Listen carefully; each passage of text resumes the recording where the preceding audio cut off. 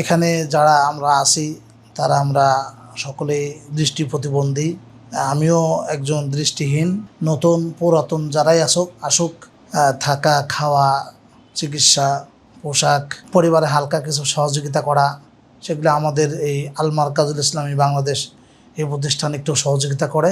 আমাদের তার প্রতিষ্ঠানের সাধ্য অনুযায়ী প্রতিষ্ঠান সব দিক দিয়ে সহযোগিতা করে। আমার হাতে গড়া এ পর্যন্ত দর্শন কমপ্লিট হয়েছে।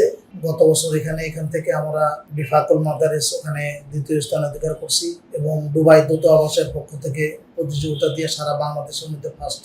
আমরা এখানে বিরক্ত হওয়ার মতো কিছু নাই। আল্লাহ তাআলা যা করে ভালোর জন্যই করে। যেহেতু দৃষ্টিহীন, একদিক দিয়ে আল্লাহ তাআলা নিলেও আরো অন্য দিক দিয়ে, দুনিয়ার দিক দিয়ে এবং আখিরাতের দিক দিয়ে আল্লাহ তাআলা আমাদেরকে ভালো রাখছে। তো আল্লাহ তাআলা যা করে ভালোর জন্যই করে, আলহামদুলিল্লাহ। সব দিক দিয়ে আমরা নিরাপত্তায় আছি, সব দিক দিয়ে আমরা লেখাপড়ার সুবিধায় আছি আর কি। জি, আমি আর কি জন্মগতভাবে অন্ধ।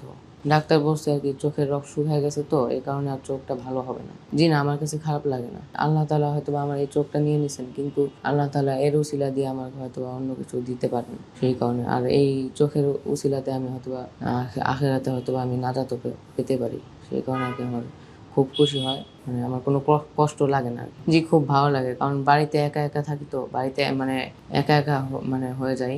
কারণ বাড়িতে তো আমাদের তো আর কি রাস্তাঘাটে বের হওয়ার মতো কোনো পারি, কিন্তু আসলে সবসময় তো আর বের হতে পারি না। সেই কারণে আর কি এই জায়গায় যেহেতু থাকি সবাই একসাথে, সবাই সমবয়সী, কেউ হয়তো একটু বড়, কেউ হয়তো ছোট, কিন্তু তারপর সবাই যেহেতু সমবয়সী তাদের সাথে মিলেমিশে থাকি, একটু ভালো লাগে আর কি। এই জায়গায় অনেক ভালো লাগে। অনেক ভালো লাগছে যে আমি এখানে সবাই একসাথে থাকতেছি, পড়তেছি, খেলাধুলা করছি, বন্ধুদের সাথে কথাবার্তা হচ্ছে। বাড়িতে তো একা একা থাকা হয়, সাধারণত বেশি বাইরে যাওয়া হয় না। আমি হলো জন্মগতভাবে অন্ধ। আমার চোখের যে নার্ভগুলো আছে সেগুলো শুকিয়ে গেছে। এখানে আমি আসি 2022 সালে আসার পরে আস্তে আস্তে প্রাথমিক অবস্থায় ব্রেল শিখে আস্তে আস্তে নাজেরা পড়ি, কায়দা পড়ি, পরে হেফস নেই। এখন আমার 25 পারা চলে। বড় হয়ে ভালো আলেম, মুফতি হওয়ার ইচ্ছা আছে। মানুষকে দিনের পথে আহ্বান করব, দিনের দিক ইসলামের দিকে মানুষকে আহ্বান করব, মানুষকে দাওয়াত দেব ইসলামের। আমার আজ থেকে প্রায় 2 বছর আগে আমার রক্তে একটি সমস্যা হওয়ার কারণে আমার চোখের নার্ভগুলো ড্যামেজ হয়ে যায়, যার কারণে আমার দৃষ্টি হারিয়ে ফেলি। এখানে আলহামদুলিল্লাহ অনেক ভালো লাগছে, আল্লাহ অনেক ভালো রেখেছেন। কারণ এখানে এসে আমরা চোখে না দেখেও পড়ালেখা করার সুযোগ পাচ্ছি, এবং এখানে যেহেতু সবাই চোখে দেখে না, যার কারণে এখানে এসে নিজেকে আর মানে নিজের যে প্রতিবন্ধকতা সেটা আর কিছু মনে হয় না। সবাই নিজের কাজ নিজে করতে পারতেছি, সবাই একসাথে সব ধরনের কাজ করতে পারছি।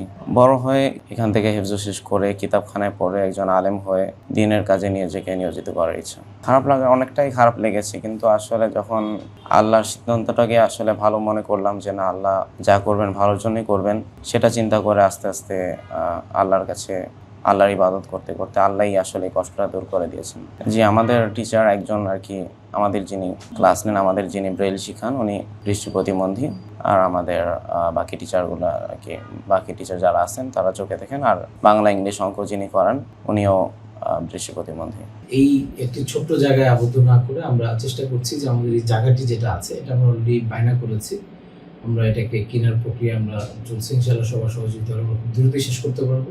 আমরা এটাকে একটি কমপ্লেক্স হিসাবে আমরা তৈরি করবো, যেখানে আমরা তাদের শুধু পড়াশোনায় নয়, যেমন ইন্ডাস্ট্রিয়াল কাজে অন্ধদের অনেক বড় অবদান হতে পারে। ওদের অনেক ব্রেনও খুব মাশাআল্লাহ ভালো, শার্প, এবং তাদের কাজও খুব নিখুঁত হয় যদি তারা করে। যেমন জুতা বানাতে পারে, চামড়ার কাজ, লেদার দিয়ে ওয়ালেট বানানো, এইসব ধরনের কাজ তারা পারে।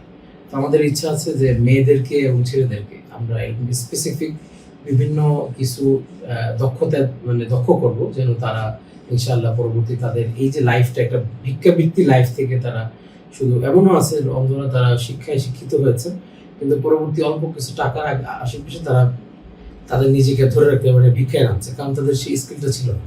আমরা এখন তাদের পড়াশোনার পাশাপাশি বেশি স্কিল এবং দক্ষতার প্রতি বেশি আমরা ফোকাস করবো ইনশাআল্লাহ।